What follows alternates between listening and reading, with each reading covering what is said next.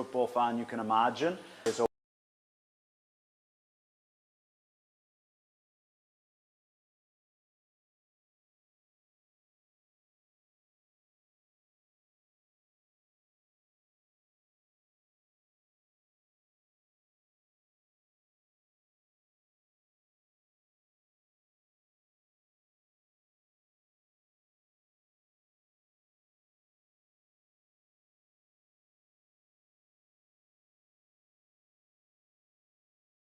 In this program and also for supporting it. Thank you very much. So without much ado, what we will do is, if you want to ask anything, you can raise your hand, introduce yourself, and probably tell us which part of the Gambia you are coming from, and ask your question. So this mic will be going around now. The one thing I would ask, just because it's absolutely okay if you've got 20 questions. Yeah, but when you ask 1 or 2 at a time, because if you ask like 5 questions, I'm going to forget what question 1 and 2 was. Okay, so if you have lots, absolutely fine. Yeah, you can ask more and more and more as we go, but please, at any given time, 1 or 2, and then either we can follow up or we can come back to you. You'll get your opportunities, don't worry. Okay? Thank you. Cool. So, who want to shoot first? There you go. All right, your man. Hello, coach. Hello. Face the camera. What am I asking? What are you planning for the Scorpion? You can face the camera. For the upcoming game? Hey, just don't talk over him. My name is Falugay. I'm from Banjul. Nice to meet you. So I want to ask you some questions. What are you planning for us, for the Scorpions, for the upcoming game, the friendly game with Kuwait? Okay, good question, thank you. You can sit again. As you're probably all aware, we head off tomorrow night, me and the team. Some of the guys are here already. The majority are flying in from their clubs in Europe. We're heading off to Cairo tomorrow night, to Egypt, to play the national team of Kuwait. Okay, now, the first question sometimes people have asked is, why are we playing Kuwait? Okay, there's 2 reasons for it. Number 1, we think it will be a reasonably competitive game. You might not know a lot of the Kuwaiti players, but they are ranked only 6 places, I think, away from us in the rankings. So in terms of those global rankings, it should be a reasonably competitive game. And what will make it also a bit competitive is they will have a different style of football to how we're used to playing, because we get into that rhythm of playing against African teams, and for our overall growth as a team, it's good for us to play different types of football. And going forward in the future, yes, 90% of our games will be against other African teams, but we'll also try and pick interesting friendlies, maybe against teams from Asia, from Europe, from the Americas, just so the players get a little... So that's the first reason. The second reason, and this is full disclosure, is when we get all Brazilian national teams said they were available, they would say they're available, but also we probably have to... You can literally pay other teams to come and play you. It's like you can rent national teams sometimes. We're not going to do that. We don't have that sort of resource to go and pay $1 million to play a friendly against the world champions. Okay? Kuwait actually came to Gambia, and we're willing to pay for your flight, pay for your training facilities. And so when it comes to us and running the business of football, we also have to look after that sometimes. So if we can have a friendly where we're not having to pay for those things, it means that money over the long term can go into other things like football, like facilities, all of this. Yeah? And so that's the reason. So 2 reasons. 1, good quality game. And 2, on the business side, it makes sense. Yeah? Now, what can you expect? You'll have seen the squad. We haven't changed too much about it. Yes, some of the players who've maybe played 40 or 50 caps have been left out. But actually, we've only got 1 new name in the squad, which is Tijan Sona. Yeah? Everyone else has played for the team already. And the reason for that is we've given out 26 debuts in the last 18 months. Now it's time to really anchor in and lock in those players. To the next AFCON qualifiers, and only 11 Barrows, the Yankuba Mintes, the Omar Collys, all of them having lots of experience and everybody else having small experience. This type of game will be great to give people like Able Mane another game, Mamadou Badju another game, Seni Sanyang another game. But people like Omar Colley, like Sheriff Sinyan, like Ibu Adams, like Ali Sow, they're there as well to get some minutes, but also give leadership to the other guys. Yeah? So to give experience to some of our players, because we want to get to next September when the AFCON qualifiers start and have every single player ready to go and win every single game. Okay?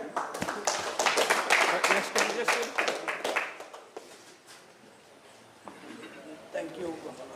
Good evening, Coach. Anyway, my name is Seydou Cissé. I'm the Public Relations Officer of the Gambia. I can say the National Scorpion Fans Club. Then it's like I'm representing the whole Gambia. Coach, my first question today will be like, Coach, you have already tried your best since you have came in office with the team. We have seen your performance. We can say that we have started having the best performance we expect from our team. That is the attacking force that we have been seeing with our players. But you are the coach. What do you think is the main factor for the team failing for qualifying for AFCON and then the World Cup? So it's a good question, and it's a fair question. I think ultimately, I look back and I hope to be involved coaching football for another 50 years. I think if I get to be an old man and retire, you know, as an old coach like Sir Alex Ferguson or Bobby Robson, I think I will always look back on the 2025 AFCON qualifiers with huge disappointment. That will never leave me. Because, and why is that? Because I think we played so well in so many of the games. We created so many chances, and we just couldn't click to score the goals.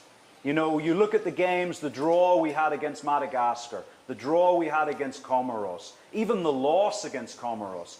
In these games, we dominated the game with 60–65% of possession. We created 8, 9, 10, 11 really good goal-scoring chances, but we only scored maybe one goal. Yeah? And so this was a huge frustration that when we look back on it, you think, how did we not score those goals?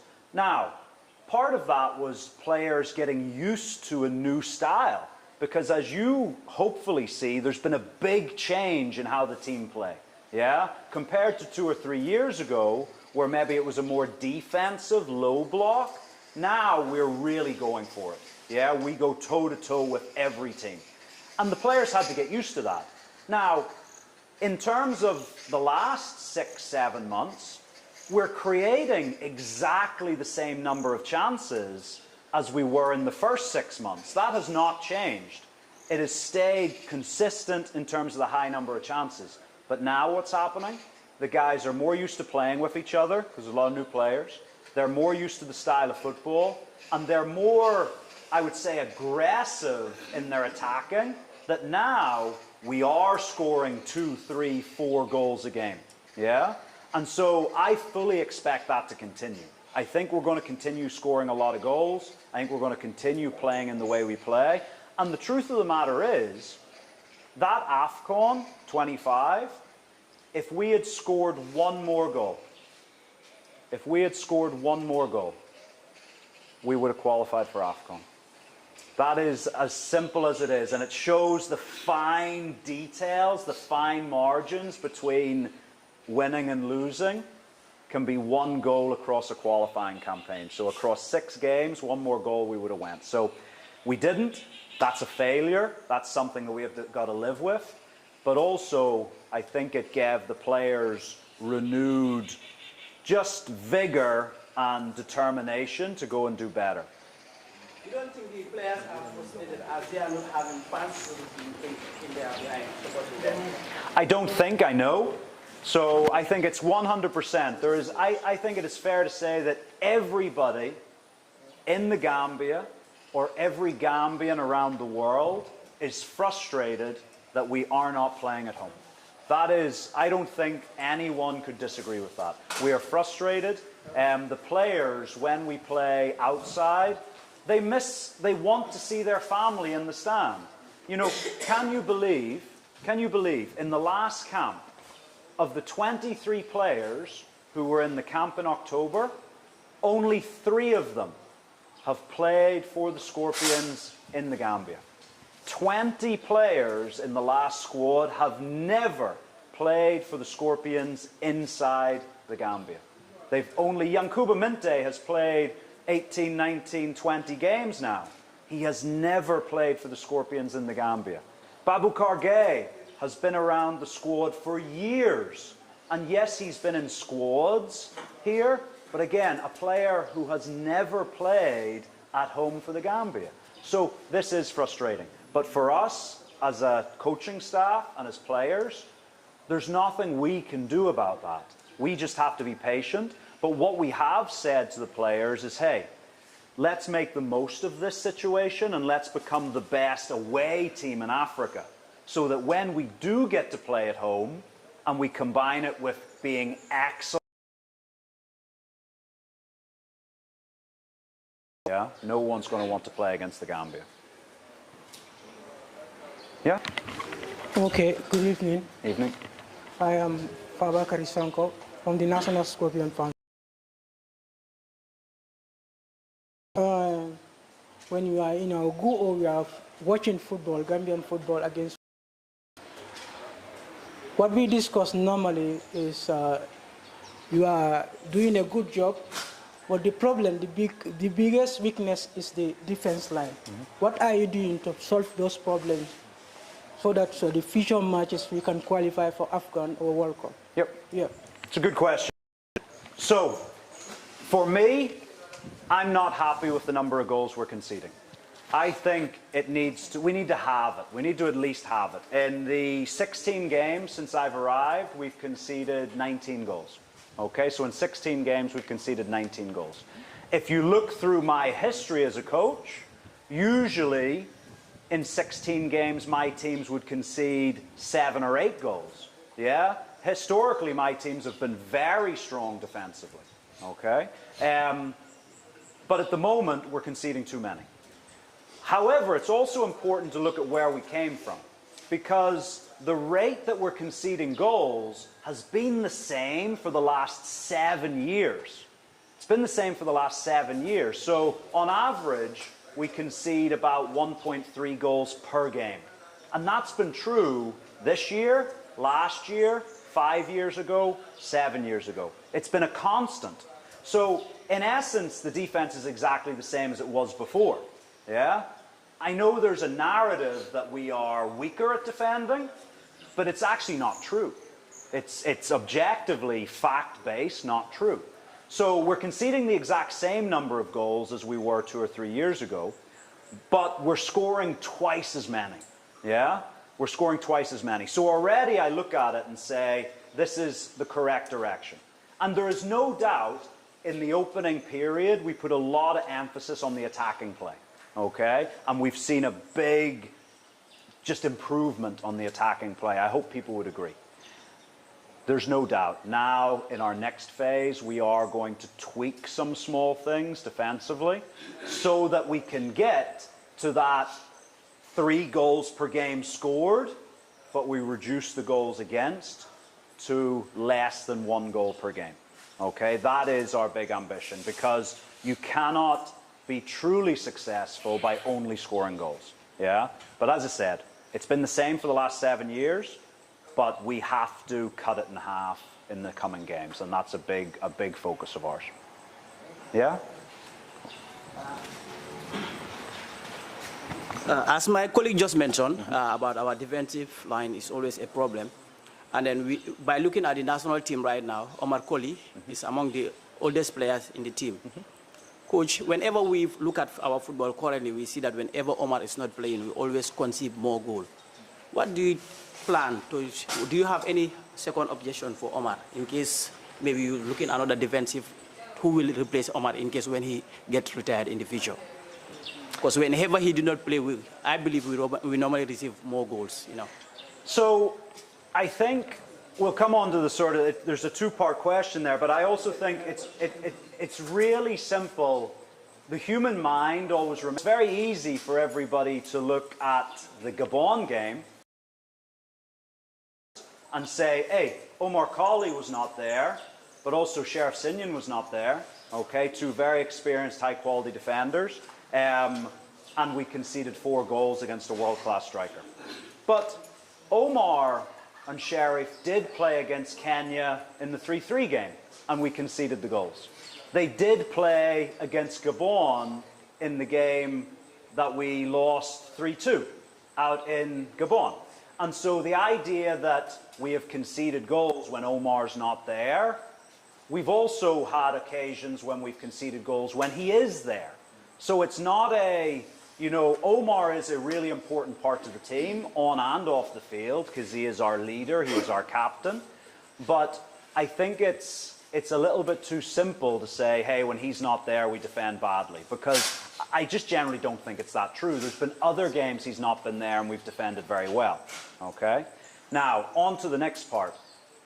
All players get old at some stage. Okay? Omar, we believe, has another good few years in him. Most top-level centre-backs on the African continent usually play to around 35.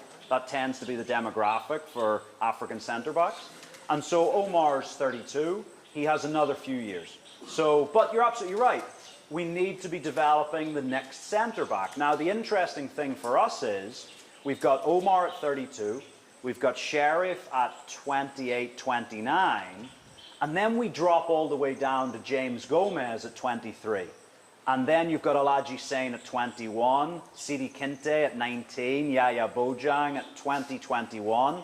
So our centre-backs are all actually very young. So we do have the next generation coming through. And I hope everyone would agree that players like Yaya, like Sidi Kinte, all Lion and Jai, they're all good players. They're all really good footballers. But I mentioned to the young man's question, what are we going to be doing in this game and the coming games? It's about giving those young defenders and young players in total experience. Yeah? Because with more experience, you cut out the little mistakes. It's the same. When you and I were 19 years old, we did some foolish things. Yeah? And then when we're 30 years old, we do less foolish things, hopefully. So, and it's the same with a footballer. So it's about giving them exposure, it's about them learning, and trust me, today they are better defenders than they were a month ago because already they will have learned from the experience of the Gabon game. It's a painful experience, but when you have painful experiences, you learn very quickly. So working on it, giving people exposure, but we've definitely got quality in the centre-back positions. I'm not concerned about that. Okay? All right. Yes. Thank you once again. Good evening. I am Lamin Suso from Latrikunda Sabije. I was one of those that have answered the questions asked on the Facebook page from the Federation. To begin with, I want to commend the initiative. This is commendable because, as you said in your preamble, most of us wouldn't have the opportunity to interact with the coach. It's only through media that we get to hear certain things, and we might have some important questions to ask. I mean, we are key stakeholders. Mm-hmm. As you could see, this is the National Scorpion Fans Club, and then Gambia is a footballing nation, and we love football. And oftentimes, in the face of defeat, we find it difficult to consume or absorb the pain as a fan. You could look geographically, we're surrounded by neighboring countries, and most times the argument is based on footballing. Mm-hmm. All right, we've gone to AFCON how many times, we've won how many trophies, and yet we as a country haven't achieved anything major at senior national level. I would want to ask your perspective towards that. Looking back in Gambia, the youth level, we've been champion twice, okay? But what's the problem when they get to the national level? That's one of my questions. And the other question is, how do you foster the sense of pride in the players? I could remember in one of your interviews, you said Gambia is blessed with a lot of talents. You rather focus, imagine players from Gambia rather than going out scouting players that have Gambian heritage, but wouldn't understand, how we feel as a nation when we lose or win, the passion, the hunger. So these are things that matters a lot. Yeah. And for me, I was impressed with that statement from you. I mean, who feels it, knows it. So if you bring someone from, we could be hunting talents, in the diaspora, yeah. But then how would they feel when they lose? Yeah. Different from someone who's from here, who has struggled through all the leagues, the Nawetans, and he knows when we lose how generally we feel as a fan. Mm-hmm. So I think these are two of the questions. I have a series of questions though, but then these are the two that I want to ask first. Awesome. So I'm gonna answer them in reverse. So the first one about that, how do we foster that sense of national pride? For me, and you're absolutely right, we go out and look everywhere. In the last year, I have met so many Gambian players. I think everyone sees that every time I'm in the Gambia, every morning, like this morning, I was at Dutch Lions. Yesterday, I was at TMT. The day before, I was at Steve Biko. I go every day to meet players, meet coaches, speak to people, and so they get to understand me, and I get to understand them. But I also do that around the world. Okay, I don't know if you're even aware of this, that there are 3 Gambian players at Bayern Munich. All 3 of them born in the Gambia, 1 in their B team and 2 in their under-19s. We also have a German-born Gambian who plays in the Eintracht Frankfurt B team.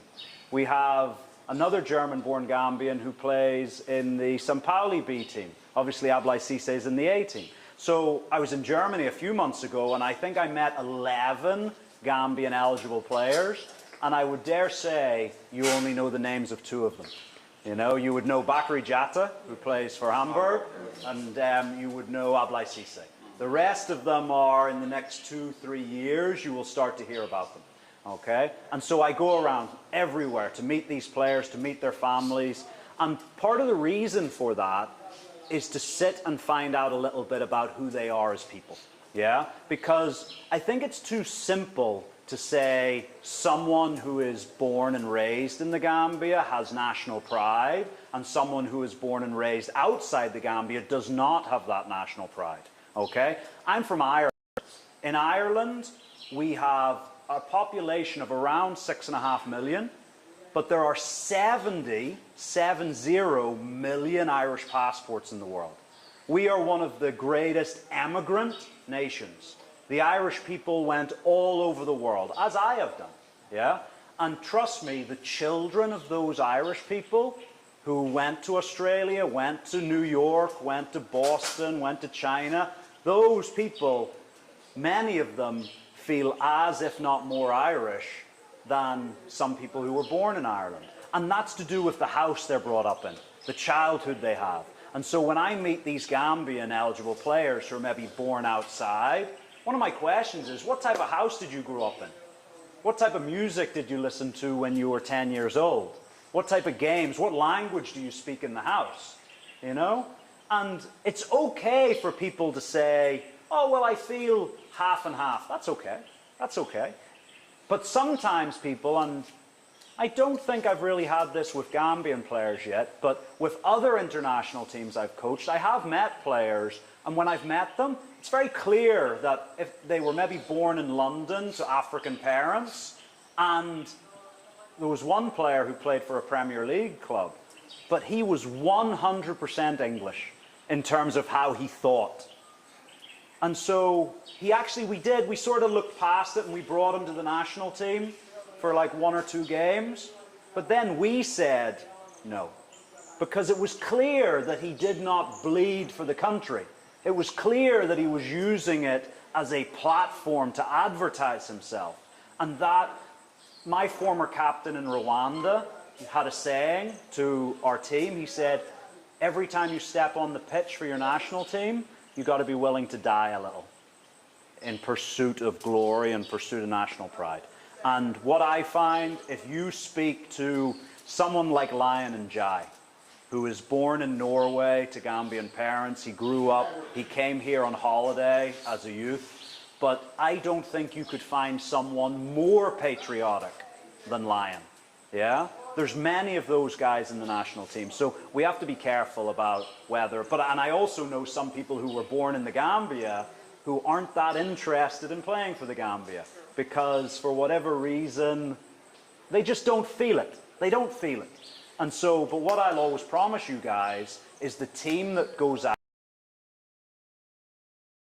to die a little bit for the Gambia. Yeah, they're willing to bleed for the Gambia. And that's all we can ask, because performances can go up and down. Everyone knows that. But what I think we all want is maximum effort every single minute of every single game. And if the team do that, I think we have respect for it. Yeah. In terms of how do we turn youth success into senior success. So winning a Youth World Cup or winning a Youth AFCON is difficult, but it is much easier than winning for a couple of reasons. Number one, the U20 World Cups are held every 2 years, not every 4. The U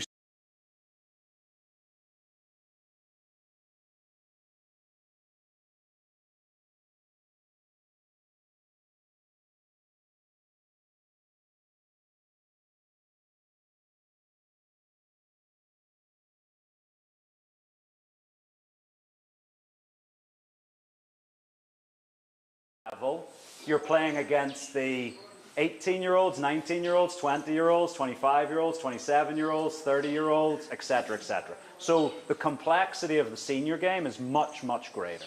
Okay, it's much, much greater. And ultimately, that's sort of, it's not a great answer, but it just is much more complicated to be successful at senior level. For me, I think the key is having depth of talent, which is where we're getting to now with the Gambia. We are currently monitoring around 250 professional players. The Gambia has around 250 professional players who, look, not all of them are playing in the Premier League or Serie A, but all of them are earning good salaries for playing the game. They can look after themselves and their families through the game, whether that's in Slovakia, to England, to China, you know, to Saudi Arabia, to the USA. We've got about 250 professional players. This is a really big number for a country of 2.5 million people. Northern Ireland, which is the part of Ireland I'm from, has a population of about 2.2 million people, and we've got about 60 professional footballers. Yeah? So for a country that's the same size, the Gambia have almost 5 times as many pro players. And it's only going to get bigger, because every transfer window, 10, 15, 20 of the most talented 18-year-olds are leaving the Gambia, and they're not just going to go and play in a youth team, they're going straight into the first team. Look at Jibril Sose, look at Mamadou Badjo when he went across, look at Saini Sanyang. These are not, they're not sitting on the bench, they're going and they're playing as a young Gambian. And this is fantastic. So the more players we have competing at a high level, the more competition there are for places. The more competition there is for places, the higher our performance will go.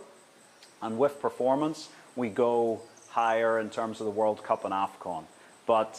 And look, I know in football, I like winning trophies. I've had that experience in my life. But we also can't define success at international level about whether we win AFCON or win the World Cup. Because out of 212 nations in the world, 211, something like that, only one team gets to win the World Cup every 4 years. So does that mean all other 209 have failed? No. We've got to have sort of, it's more nuanced than that. But our performance is getting higher, I feel, and I know the more players that come through, the more competitive we're going to be at the top level. Okay? Cool. Where's next? What? No, I'm going to walk. I'm just going to stretch my legs. Good evening, everyone. Okay, Coach Jonathan, I have two questions for you. Okay, as personally as for me, I want to know for how many years have and which countries, and what are your achievements, and what promise do you have for the Gambians? As far as I heard from you, hear from you, what promise do you have for us for the next African Cup of Nations? Are you going to go? 100% will be at AFCON 27. I have zero doubt about it. And again, because Mbake knows I like putting pressure on us, qualifying for AFCON is not enough for this group of players. Just qualifying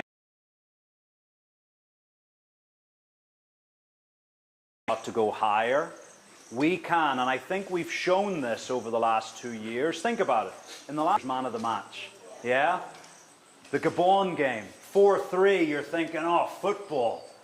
How has this happened? Because we played so well, and, you know, Adama Sidibe had one cleared off the line. You know, there was another one that was almost a goal as well, and we could have scored 4 or 5 before they got back into the game. And so we've never lost by more than 1 goal. And we've shown that whether it's the African champions, whether it's a team like Gabon, who tonight are playing in the World Cup playoffs, whether it's Tunisia away in Tunis, we can go toe-to-toe with any team and feel like, because tell me this, I'll list the big games that we've lost by 1 goal. Tunisia, we lost at home 2-1. Ivory Coast, we lost away 1-0. Gabon, we lost away 3-2. Gabon at home, we lost 4-3.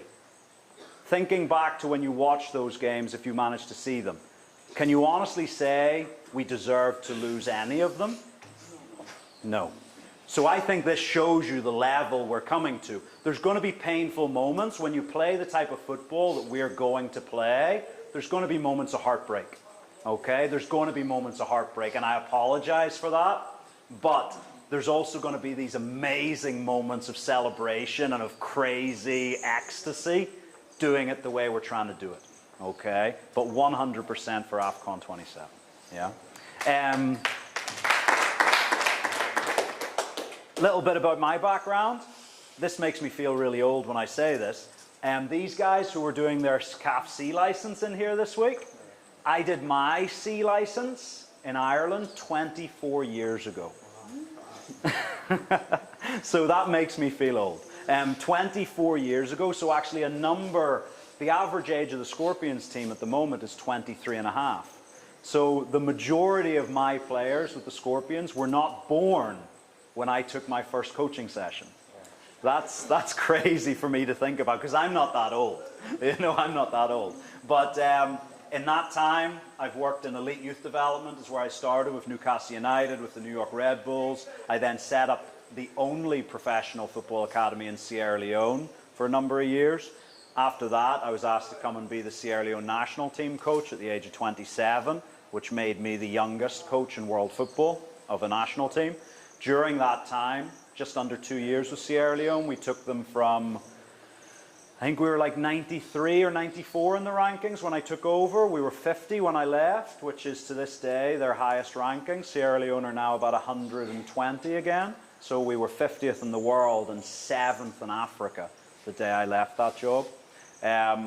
I then went to Rwanda. We got to the quarterfinals of Chan. We also were runners-up in the Sekafa Cup, which is the same as WAFU.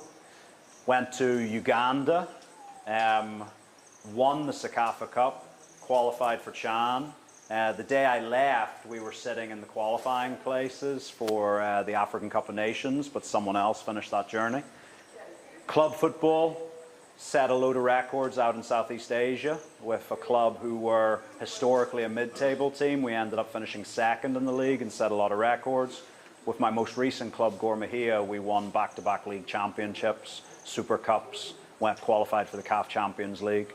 And so, yeah, that's a very quick rundown of the last sort of 15 years. So, but yeah, so. But there's so much more. I look at that for the last 24 years, and it's been okay, but I think the next 24 is where I think the real good stuff's coming. Okay? Cool. Next. Yeah, thank you very much, Coach. I first of all say thank you to JFF for granting us this opportunity. It's a golden opportunity we never had since the inception of football in the Gambia. Yeah. So we thank you and the leadership of GFF. My name is Usman Jata from Sukuta. I'm a member of Gambia National Scorpions Fans Club. Yeah. I just want to ask you about your best moments with the Scorpions, and also your worst moments with the football, and also what are your plans for Gambian grassroots football? As a Gambian is a footballing nation with a lot of talents. So what are your plans to work with our coaches, local coaches, and then the local grassroots coaches to develop football in the Gambia? Yeah. Yeah. And what are your main challenges right now you are facing, and then what will you do so that we can qualify? Thank you very much. Okay, that was the 4 questions, so I'm going to have to remember some of those. Okay, so go out and work with those players on the grass. I love it.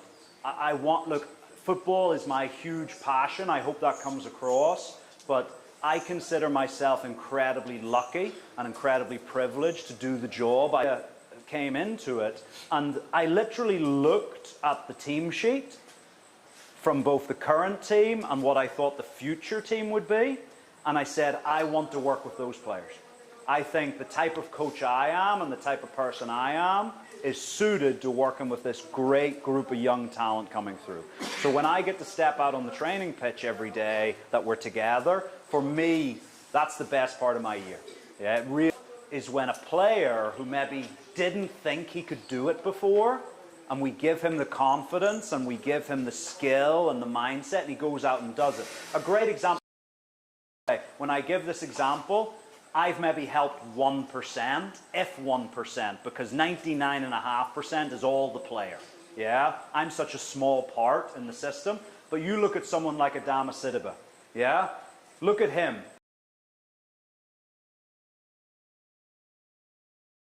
He moved to England, was playing non-league football, like semi-pro amateur football in England. At 25 years of age, he gets his first professional trial, and he goes to St Johnstone, signs his first pro contract at 25 years of age, and now, as a 27-year-old, is the starting striker for the Scorpions and has scored 7 goals in 9 appearances. Like, if this is not the thing dreams are made of, you know, I don't know. So the fact that I get to be part of his journey, I'm like incredibly grateful for. And so those are my best moments. They really are. Worst moments, look, that game when we got eliminated from the last AFCON will stay with me a lifetime. Okay? That game against Comoros, we lost it 2-1, but the second goal doesn't really matter, because even if we'd drawn 1-1, we were still out. We had to win the game, and so as a coach, sometimes you write off those late goals. You know, you're throwing everything forward, trying to win it 2-1, and they end up scoring in like the 90th minute, and it's done. These things happen sometimes, but for me, and Babu Kar will maybe tell you this, is that everyone else, once we got all the players back, they all went into the dressing room. I stayed out in the center circle of that pitch for about 10 or 15 minutes after everybody else went in. And I stayed out, and my eyes were focused on the Comoros supporters and the Comoros players dancing and celebrating because they qualified for AFCON. Why did I do that? Because I wanted it to hurt. I wanted it to hurt. I needed it to hurt as much as it could, because by absorbing all of that pain, I was trying to put myself in your position more, so that, look, I work as hard as I possibly can every day, but by absorbing that, there's part of me thinks, you know what, maybe tomorrow I'll come and work 1 or 2% more. I'll find something more so that we never have to go through that suffering again. Yeah, so that's definitely my worst moment. Grassroots football, we're doing a lot of work with the technical department.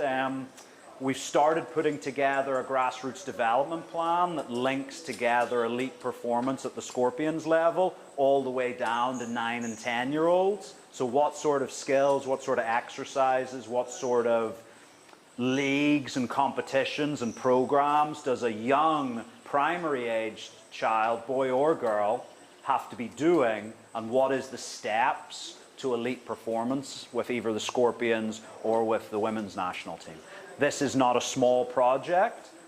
We started it maybe, I want to say, 4 or 5 months ago. I think the project in total might take a couple of years for us to get the actual project ready, and then we can maybe launch it, okay? Because it's really super detailed.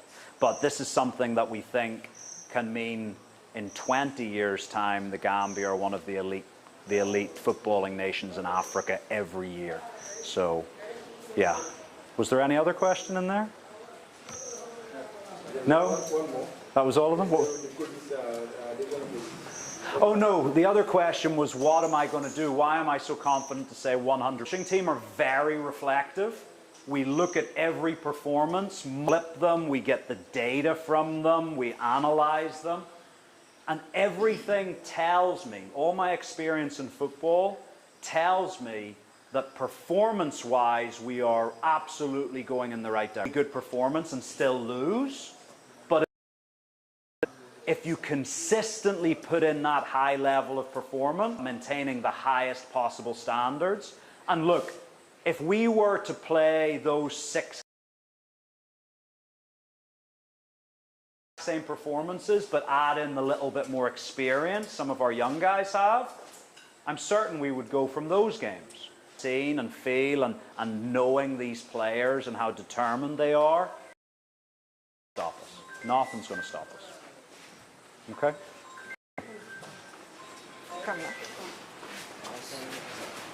Who's up next? What I want to ask is, the last 2 games, the international breaks, we don't see the staffs in the bench. Some of the staffs, we don't see them there. Why? So, it's a good question. So the question we had here was, in the last window in October, some of the staff were not. It's been reported in the media, the GFF have been very transparent about it, that we've got to the back end of this year and money's tight, yeah? You know, and sometimes we all know in our own house, some month.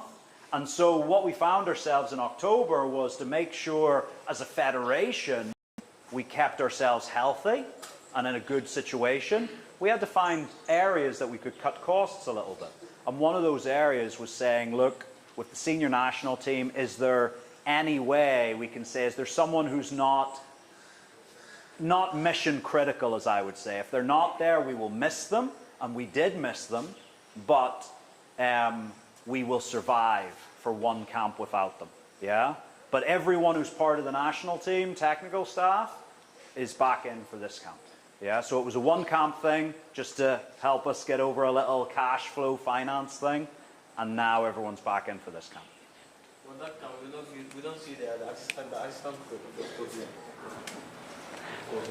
Again, 2 assistant coaches, and it's like, you know, you have to cut, basically we were asked to cut a certain number of budget out of it, and when you've got 2 of something, it was the same. We actually have 2 kit men as well, and only one of them traveled. We have 2 sort of performance staff, only one of them traveled.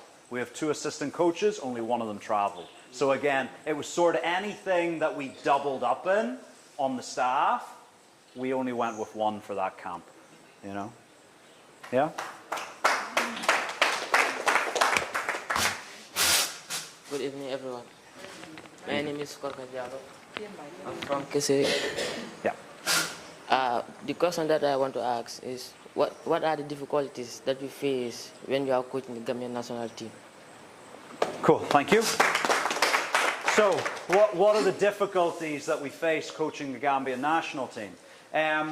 One of them's what all national team coaches face, is we get so few days with the players every year. I'm not sure if everyone's aware of this, but I think on the base level you're aware of it. There are 5 FIFA windows every year.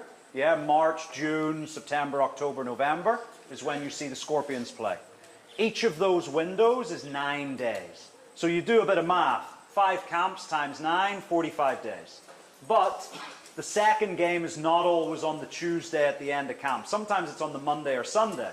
So you don't get 9 days. You get 7 days or you get 8 days. So normally every year we've got the players together for 42 days. Okay, now 5 windows, that's 10 games. So let's remove those days because you don't do any training when you're playing a match. So now we are down to 32 days, okay? And after matches, we've got to get on an airplane and fly somewhere, so you don't train on those days either. So now you're down to, that's once a camp, so now you're down to 28 days. 27 days, actually. And also, the day after a match, guys have to rest. So now, there's 10 matches, but second match they're flying home. So let's subtract another 5 days. Now you're down to 22 days. 22 days, which means in any year, we have 22 training sessions with the team. 22 training sessions. That's less than 1 month. Yeah? So, if you, and again, now, when you think about it like that, and you think of how different we play from how we used to play, for me, to be able to move from the type of football we saw before to the type of football we're seeing now, in only 20, 22 training sessions, for me, I think that's crazy fast. That's crazy fast. Usually it takes months to have that transfer. Yeah? So that's number one, but all international coaches have that. Okay? The next toughest challenge, but this is a good hardship, is I've got to leave really good players out. Yeah? I've got to leave world-class players out. Like, for example, we name a 23-man squad. We try to pick, if you ever look at the squad, there's usually 2 players in each position plus 3 goalkeepers. Yeah? So we'll have, and sometimes I cheat. Sometimes I only take 3 central midfielders to give me a third number 9. Okay? I like having a third number 9. But I'll have 2 right wingers, 2 left wingers, 2 right backs, 2 left backs, 2 central mid, or 3 or 4 central midfielders, 4 centre backs. Now, I've just said 2 right wingers, 2 left wingers. Musa Barrow, Yankuba Minte, Ibrahim Akali, Musa Jawara, Ablai Mane, Aliou Fadera. Who else is in there? Bambalai. Yeah? Yusuf Asanyang. Jibril Silla. So now we're at 9 really good wingers. Really good wingers. All 9 who could put on match-winning performances. But we only picked 4 in the squad, and we only put 2 on the starting lineup. I've got to leave some of those guys, not just on the bench. I've got to call them and say, hey, I'm sorry, but you're not going to come into the national team this camp. And they've maybe been putting in man-of-the-match performances for their clubs. But they're all high-performing players. And so that is a really good position for the Gambia to be in, because we want as many high-performing players as we can. But ultimately, that's the worst part of the job, ringing someone up and telling them you're not going to be in the team. That is the worst part of international football. But then I also get the really nice part of international football of last week picking up the phone to Tijan Sona in Bulgaria and saying, hey, Tijan, you're coming for your first international camp. And how excited he is and how glowing he is and how happy he is to be told he's dropping a player never becomes easy. So that's probably, it's a good problem, but it's not nice. Yeah? Okay, yeah. My name is Kausu Boja, National Scorpion Fans Club member from West Coast. Okay, my first question is going to be, as a coach, a football cannot go without supporters. How do you feel in terms of your team? You are playing without any fans member. And then number 2, what do you have for the fans club? That's my question. Yep. So, do you all know who Bobby Robson was? Do you know the name Bobby Robson? He was the Newcastle United manager, he was the Barcelona manager, he was the England manager. Now, I'm going to butcher his quote, but Bobby Robson said many years ago, he said, what is a football club? What is a football club? It's not the sponsors, it's not the stadium, it's not the shirts, it's not the directors. A football club is a young boy or girl being led up the steps of that stadium by their parent, watching that team, and without being able to do anything about it, falling in love. with that team and with football. Yeah? That's how I feel about football. At heart, I'm a football fan. Okay? And so for me, supporters, being a football supporter, the role that you play is so important to what we're trying to do. And so why do I give you that quote? Because without supporters, I don't know the value of football. I don't know that football has huge value without supporters. Yeah? During the COVID pandemic, I was coaching Uganda during the COVID pandemic, and we started playing again in completely empty stadiums. Completely empty stadiums. And you played and you tried your best and you tried to motivate yourself and you tried to motivate the team. But part of it was, what are we doing here? What are we doing here? Who are we playing for? And so the fact that we don't have our fans with us, it hurts. It hurts. We want you guys to be in the stadium. We've been incredibly lucky that any Gambian diaspora in Kenya, in Tunisia, in all of the countries we've been to, even though they're a small number of 50, 80, 100 people, have come out to the stadium and they've made as much noise as they can, that when those goals went in Nairobi against Kenya in front of 60,000 Kenyans, even though it was only 100 Gambians, you thought it was a few thousand. Yeah? So we're incredibly grateful for that. But there's no doubt we miss it. And so for us, the sooner we can get back home, the better. And I guarantee you, for everyone, whether you're a supporter club member or not, you're the 12th man, you're the 13th, 14th, 15th man. At home, we don't lose 4-3 to Gabon. We win 5-1 or something like that. If we're at home, we don't lose 1-0 to the Ivory Coast. We win 3. I'm certain of that because you guys would drive an extra 20% from the players. So, yeah, for me,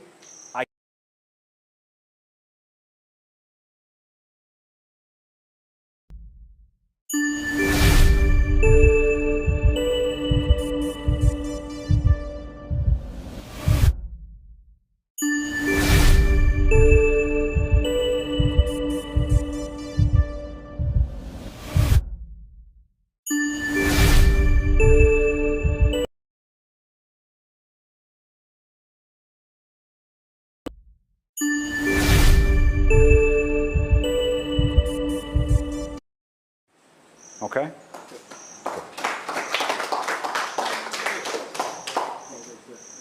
Okay, I have to introduce myself first. My name is Ami Koleboy, Assistant PRO of the National Scopion Fans Club. I'm from Dibakunda. I asked you a question here, and you assured me that you have 100% sure that we're going to go for the next AFCON. Okay, I want to know, always face whenever they have their home games and play it outside the country. Yeah. So, I'm a psychologist as a football coach. And trust me, there's a lot of psychology in my job.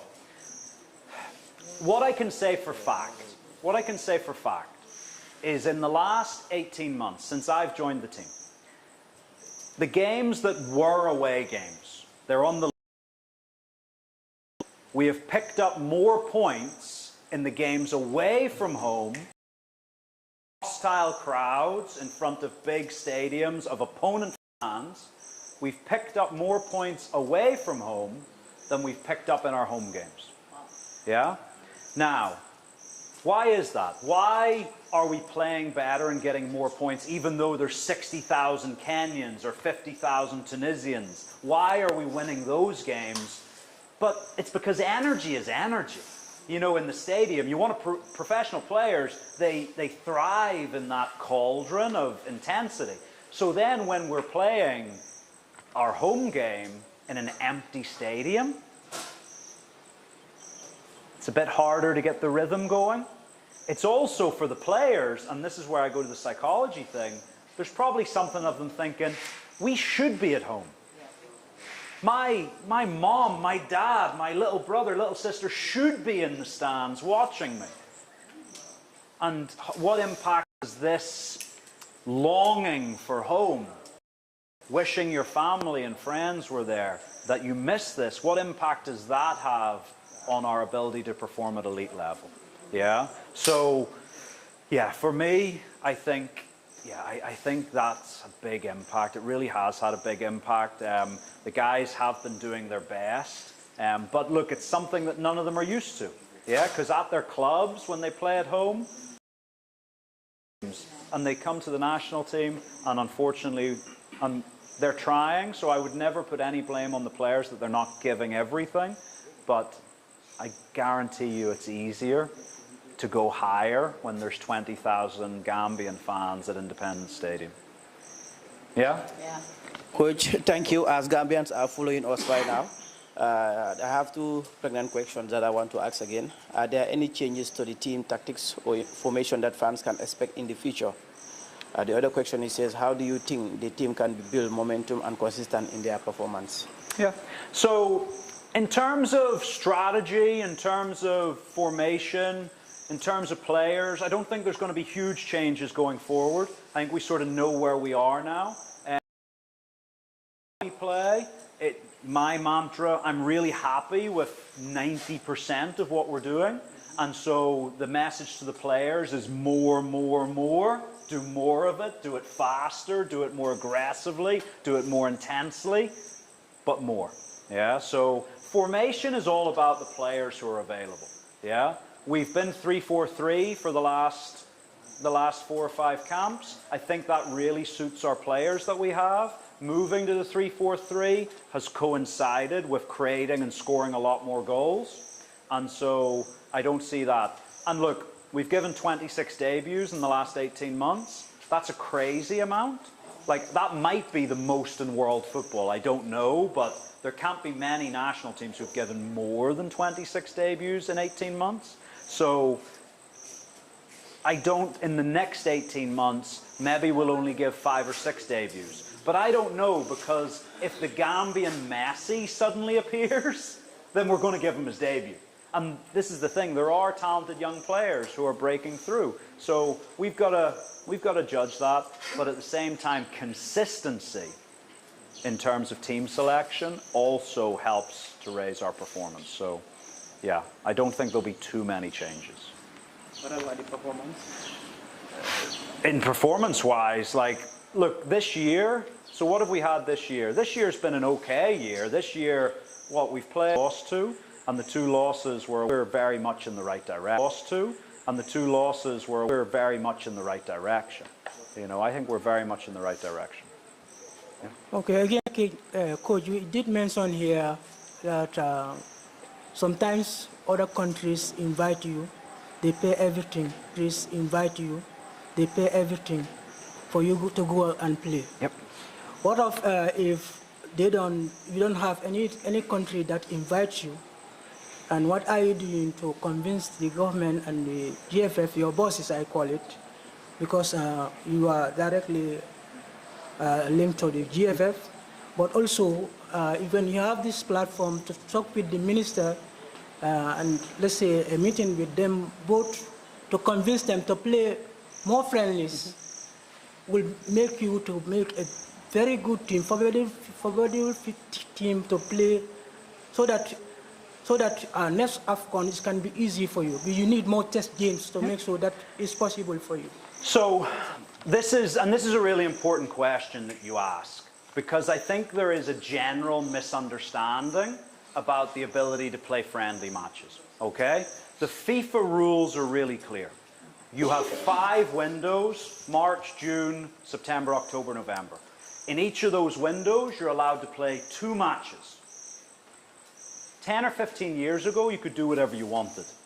But now, to protect the players from overuse, and because, you've got to remember, these players are big assets. Brighton would not be happy if we brought Yankuba down and said, right, we're playing 5 friendly matches in a window. You know, they'd be like, hey, we spend a lot of money on that boy.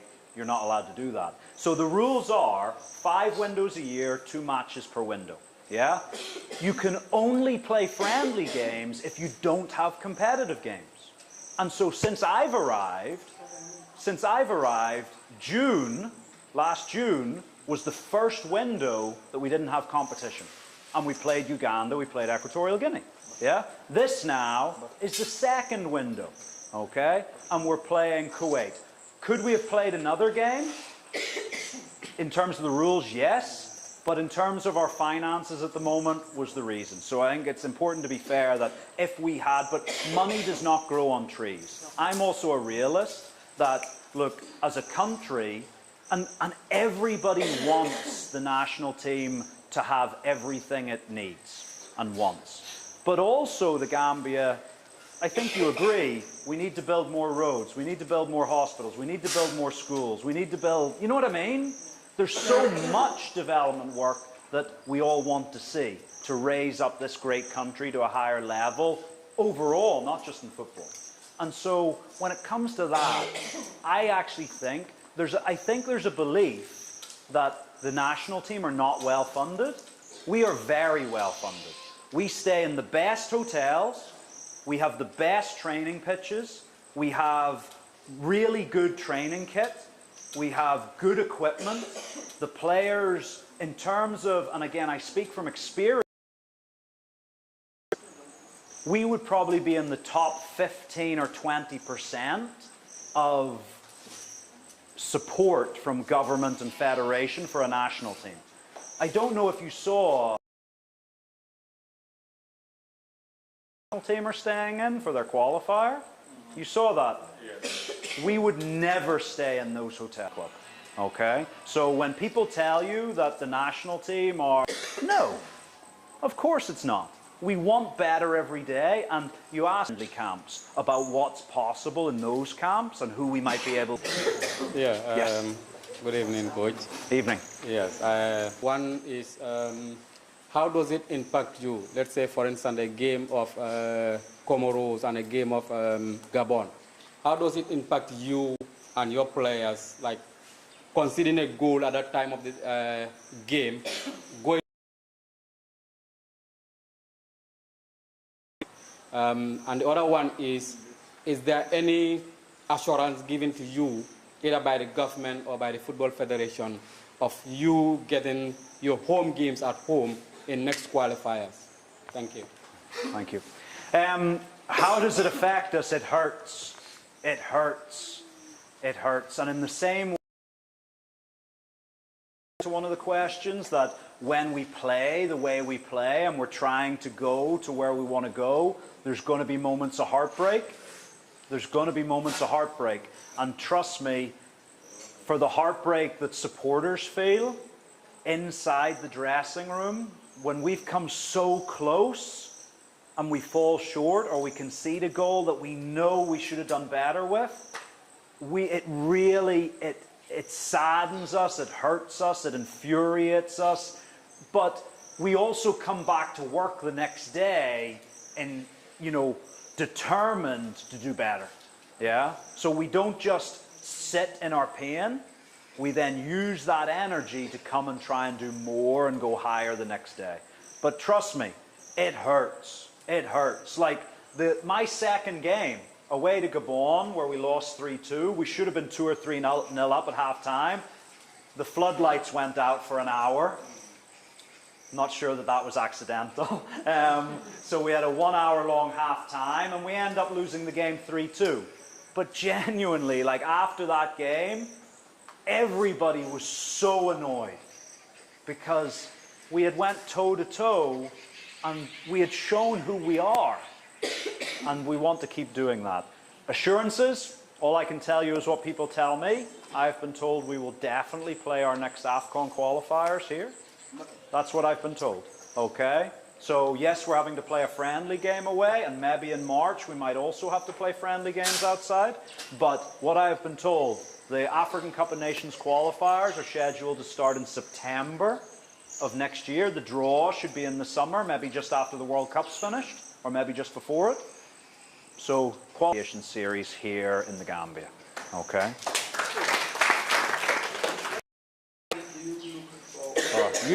Stop. You've jumped, and I'm a rules-based man. Okay? Yeah, to have interaction with you. Yeah. My question, my name is Lamin Sisi. Yes. My question is, what are your biggest plans for next qualifier rounds? What are my biggest plans? They're to win the group. That's my biggest plan, is to win the group. It's not just about qualifying, it's about winning the group and sending a message. I think African football is already taking notice of the Scorpions. Like, again, you go back 5 years, how many teams who were playing against the Scorpions parked the bus? Not many. Not many. Whereas Madagascar parked the bus, Comoros parked the bus, Tunisia, to a degree, if you watch back that video, maybe not parked the bus, but they were definitely near the bus stop. Yeah, they were reasonably deep. So this is, yeah, Gabon in the last game in Nairobi, very much deep, because they're worried about us.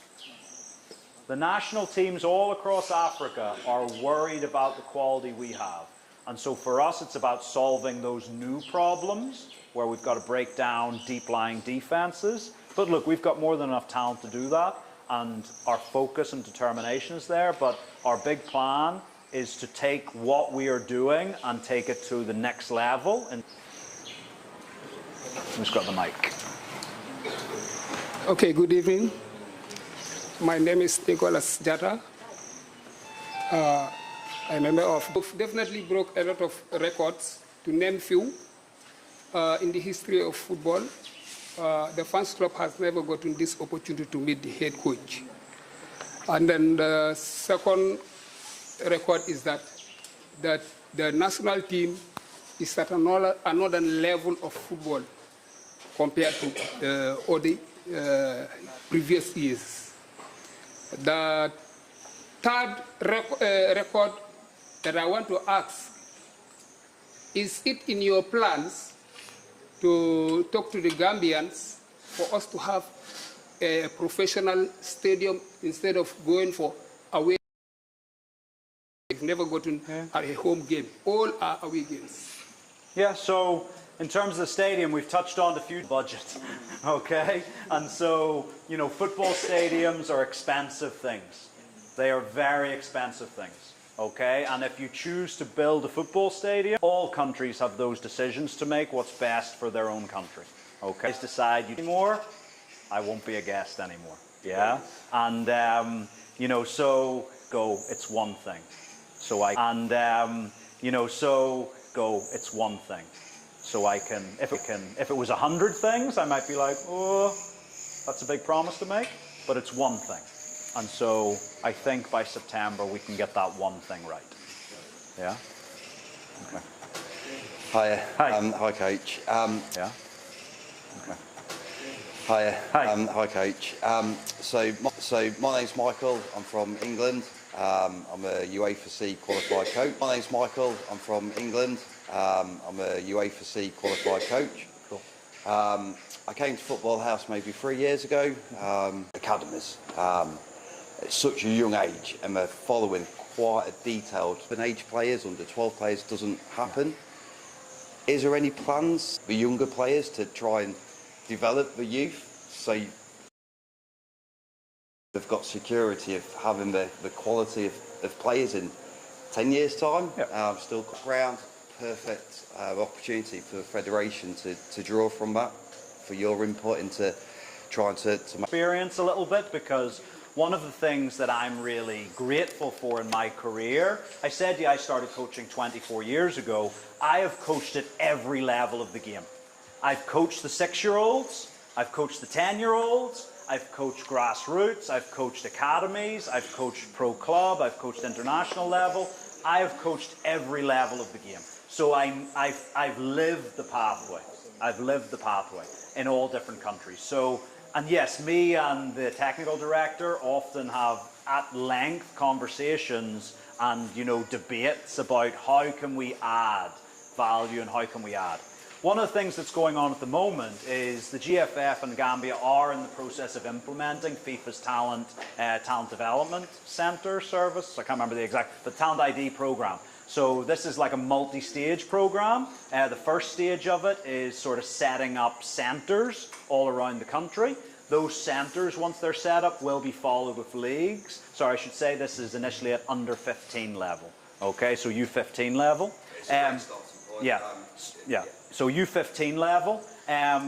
Talent development centres with then leagues associated to them. They then also, once that stage is done, we actually spoke about this yesterday, you can then apply to have a full-time coach that is assigned by FIFA to come and be on the ground to lead that program from an international dimension and also knowledge share.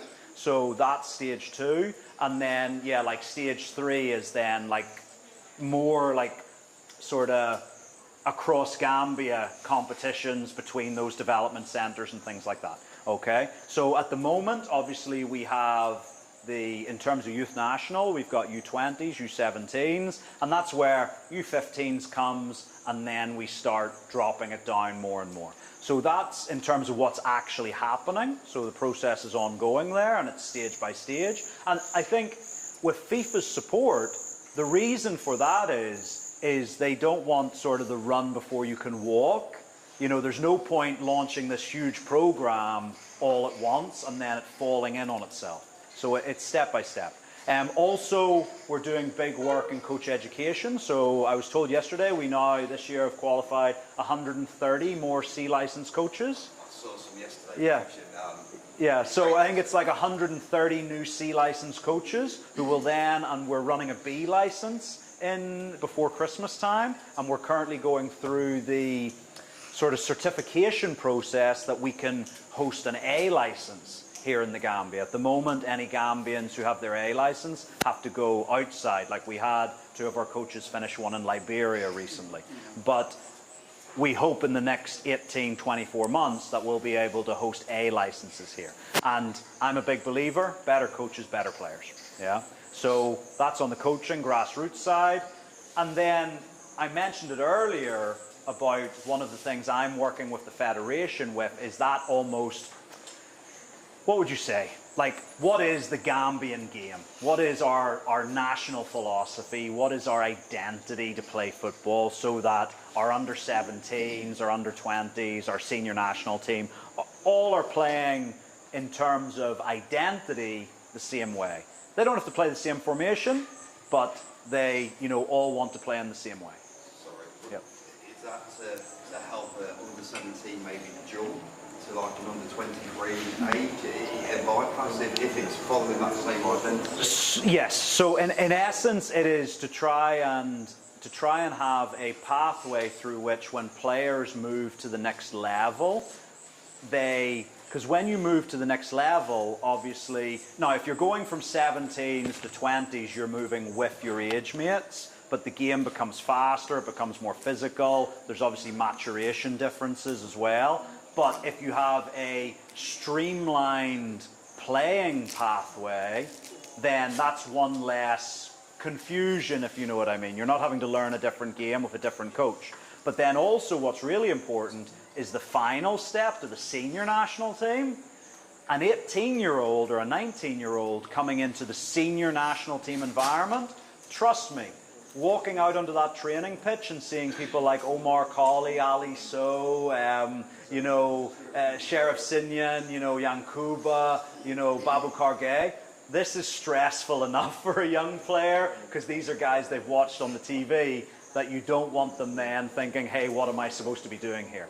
But that whole development structure, our plan is for it to stretch all the way down to primary school age. Yeah. Coach, So, last question from my side. yeah. I said last question from my side. No problem. What are the key qualities do you look for when selecting players for the national team beyond their club performance level? Yeah. So key qualities.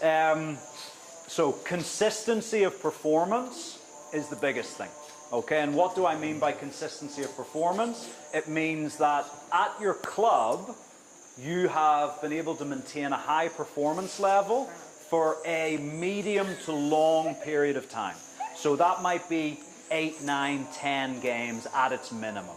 Okay? If someone puts in 2 good performances for their club, that does not get you a call up to the national team.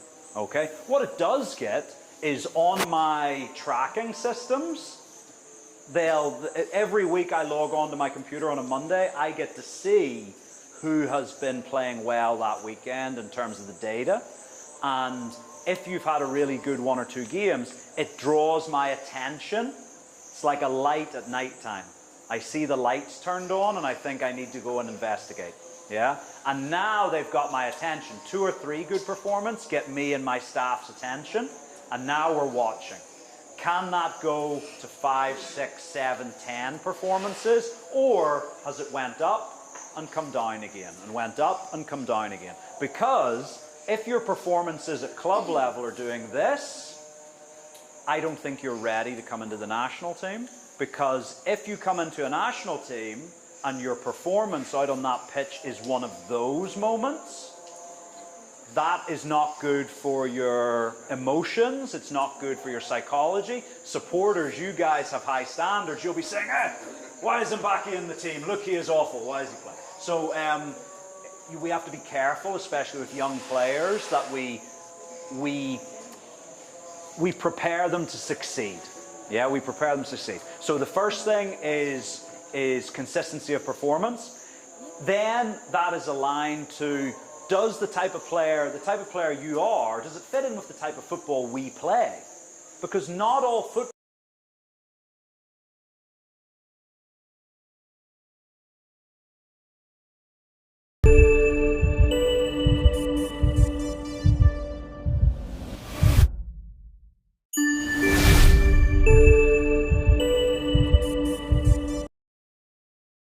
Scorpions game, if you're playing in that type of club, in 3 days am I able to switch you into the type of footballing mindset that we need for the Scorpions. So playing style of a player is important.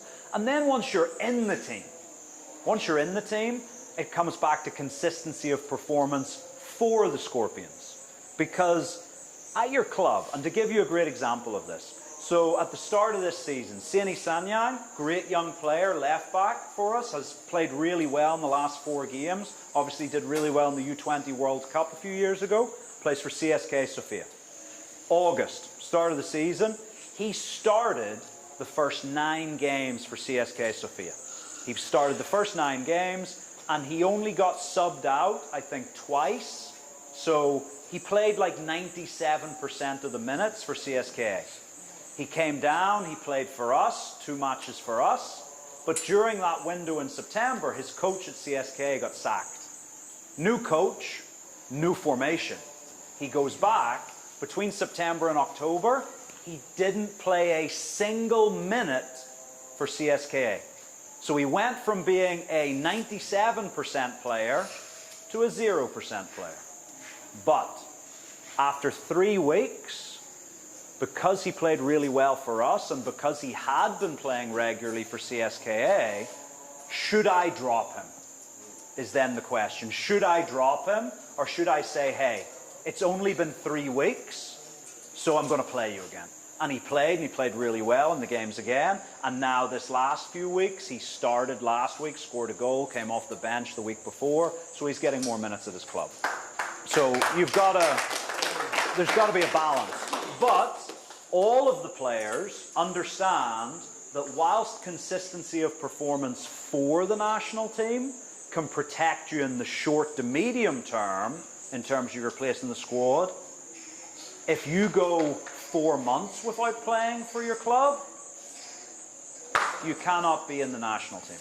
Because you'll not be sharp enough, you'll not be fit enough, you'll not be, you know what I mean? Yeah. And so I think in the past, you could name some players who were not playing for their club. You will never see that happen for me in terms of a long-term thing. Maybe someone has missed out 3 or 4 games for their club and they're still in, but if they've not played for the last 10, 12, 15 games at club level, they cannot play for the national team. It's just the standards we're setting. Yeah? Cool. Guys, I think we're running the last few questions, so if you've got something really juicy, make sure you ask it.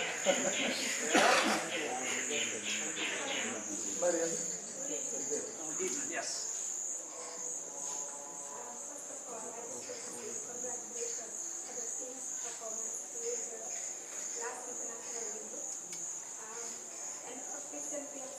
to get more young players into the national team. My question is whether we are hoping to see more of that going forward. That is my first question. And the second one is how do you feel coaching the Gambia national team? And the third one is coming back to the Gambian League, whether you are putting some measures in place for the Gambian players playing in the local league here. And finally, I just want to make a comment with regards to our defensive side. Yeah, because during the previous years, we have been conceding a lot of goals, but since you came in, I have seen you are trying to avert that. So, are you going to continue working together with them to make sure that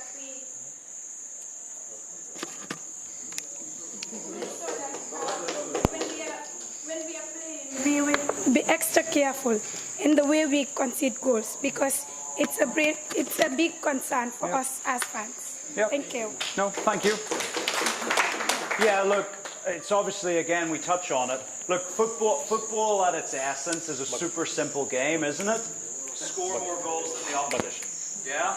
Score one and don't concede any in your game. Yeah? It's a really simple game at its basis, and that's what we try to do every day. Okay? For us, when we do concede goals, we are hypercritical. We look at every detail of a goal that we've conceded to say, hey, how can we avoid this in the future? And how can we balance that with our goal scoring? Okay, so we are every day trying to get that balance better and better. In terms of the Gambian League, obviously, again, I come and I watch a lot of games here. The nature of it is, though, the talent. Look, back in June, we did, after a very long time, have an outfield player from the Gambia in the national team, Alaji Wali. That was the first time in years that a player playing in the GFF League had played for the senior Scorpions. Okay? So, for me, I'm always willing to give the opportunity. But what tends to happen is I come here and I take my little notebook and I go to the games and I go and watch Real de Banjul or Hawks or, Steve Biko or, I go and watch all of these games and I take my notes. For example, my second day in the Gambia last June, I went and watched Real de Banjul. Were they playing Walladine or something like that? I can't remember who the opposition was. It was at Bacau Mini Stadium. Real de Banjul were playing. They won 2-0. And a certain Ablaye Cisse scored both goals. One was a penalty. The other one was he stole the ball off the goalkeeper. He pressed him, won it back, scored. They won 2-0. So I've made some notes. Abdoulaye Cisse. He looks interesting. How old is he? Oh, he's 20 years old. Interesting. Okay. What happened 2 weeks later? He's on his way to Estonia. And he's in Estonia for 6 months, scoring 17 goals in 20 games. And then he's on a transfer for, I think it was like 700,000 to 800,000 euros to St. Pauli in the Bundesliga. So the players that we're seeing in the Gambia, because the Gambia is so heavily scouted, by the time the next international window comes, the player I've got notes on, more often than not, is already in Europe. And even, we say, I used Alaji Wali, but what happened 2 weeks after the June camp? He signed for a Ukrainian Premier League team. So the players move so fast here that, if I'm honest with you, it's becoming harder and harder and harder for active Gambian Division 1 and Division 2 players to get into the senior national team, simply because by the time they hit peak performance at 18, 19, they're gone. And also, the depth we have is so, so huge. Yeah, it's so, so huge. Okay? Oh, there's a hand up at the back. Through the right. Let him have it. Good evening, everybody. My name is Priyanka. I have 2 questions to ask. It's like Gambia Football Association, they neglected about the funds. Is it that the funds allocated to you guys they should go with, to travel with the players. Because if my memory can serve me, I've been watching the footballs. But there are 5 or 6 regions in the Gambia here. But then it's like only few are traveling with you guys, and fans are very important in terms of football to support. My second point is, it's like you have failed to do your game plan. In any football, game plan is very important.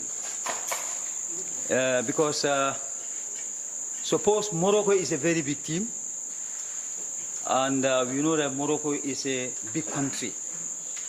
A country like Gambia, if you are playing against Morocco, you know that Morocco is a big team, but you also have players whom you know that if you play with them against Morocco, although even they cannot score goal, but they can destroy and you collect your 1 point. 2, you are playing with Equatorial Guinea, and it's a very small country, and maybe they are the same capacity with Gambia football. But you should play your players whom you know that when they play, they can content them and score more goals, and you collect your 3 points. I think we are lack of all these things. That's my opinion. Yeah, that's fair. That's absolutely fair. The thing about fans traveling, like, look, wouldn't it be wonderful if we had endless amounts of cash? I think if we had endless amounts of money, wouldn't it be good to live there for a long time? But outside of Yankuba Minte and Musabaro, no Kenyan fan could name any Gambian player. And so Kenyan supporters think Gambia is a small country who they should be beating 4 or 5-0. Yeah? So I think we also have to respect that every opponent can be dangerous, and the fact that when we look at, especially, look, the world rankings are not perfect, but when you see that a country is 20, 30 places above us, there's a reason for that. There's a reason because over the last 5 years, they have achieved results that we have not achieved. Okay?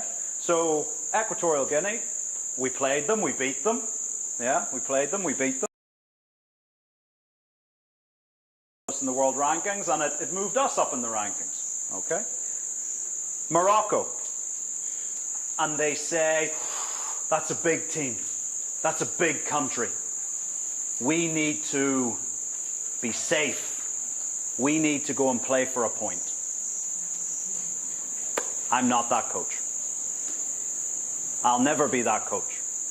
For me, when I took this job, and you've heard me say this in the media, my first 3 days as head coach of the Scorpions, I spoke to every Scorpions player who'd put on the shirt for the previous 3 years. Even some guys who now aren't with us, the likes of Asan Cisse, who, he's not playing now and so he hasn't been involved. So, but even all of these guys. And I said to them, who do you want to be? Who do we want to be? How do we want to play? Because I was hired, when I was hired, the government and the federation said, we want that type of football, coach. We want that sort of Red Bull type of football. Go and put teams under pressure. Don't take a backward step. Have confidence. Play with passion. Play with hunger. Play with desire. We want that. But I had to cross-check with the most important stakeholders, and that's the players. Because if the players don't want to do it, we're not having success. And almost every single player, the same comment kept coming up, almost to the point that I thought they'd been talking to each other between calls. They all said, Coach, we want to go toe-to-toe with every team we play against. Because we believe we have the talent, and we have the belief, and we have the stamina, and we have the quality, that if we go toe-to-toe, we can win. And that's who I am as a coach. And I make no apologies for that. And so when we play Morocco, when we play Egypt, when we one day, inshallah, play Brazil, we will go for them. We will go toe-to-toe, and we'll try and win the game. So. All right. Thank you. So I think the Scorpion Fans Club want to add something onto what you said. Who speaks? You or? Yes, with regard to the fan issue. All right, good evening, everyone. I want to raise a point where they said that the Gambia Federation neglected the fans. We want to correct that point because the National Scopian Fans Club is the national fan base in the Gambia. And the Gambia Football Federation always stand by us. If you see the African Cup of Nations that they did in Cameroon, the fans were there. South Africa, the fans were there. Africa, the fans were there. And there was a time that the team was playing in Mali. We went by road. And the GFF funded that with the Ministry of Sport and Youth and Sport. And I think maybe many people outside are saying that the fans are neglected. Many people attack the Football Federation. But for the real fact is that they're really trying for the fans. But you cannot expect that the team are playing outside for a test match, and you expect them to fund for the fans to go and watch that game. It's going to be expensive. So I think that we should say a big thank you to the Gambia Football Federation because they are doing their best to see that the fans are behind the players. And we are saying a big thank you to the Minister of Sport and GFF because whenever we knock their doors, especially GFF, whenever we knock their doors to help the fans club, they're always behind us. So we cannot stand here and tell them that they neglected us as the fan club. So we are saying a big thank you and we appreciate everything they are doing. Thank you. All right. Thank you. I think we've come to the end of this program. Before I give Coach the mic to say his final remarks, I want to thank everyone for coming and for gracing this historic occasion. First time in history of Gambian football. And we have fans all the way from the United Kingdom who came to this. I think a big shout out to them, you know, our friends from the UK. So, yesterday, especially for today, you know, so, and I think this first edition is a success already, Coach, because the target was to have 50 fans, but we ended up having how many here? 43. There you go. I think that's a remarkable turnout, you know, despite the short notice. And